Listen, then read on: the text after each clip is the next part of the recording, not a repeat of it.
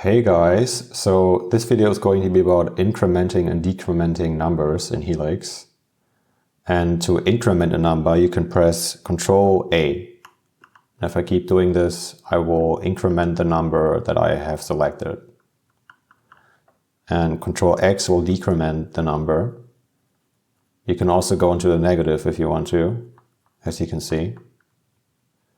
And what's important here is that it will only increment or decrement the number that you have selected. So for example, if I add a 1 here, now it's a 10.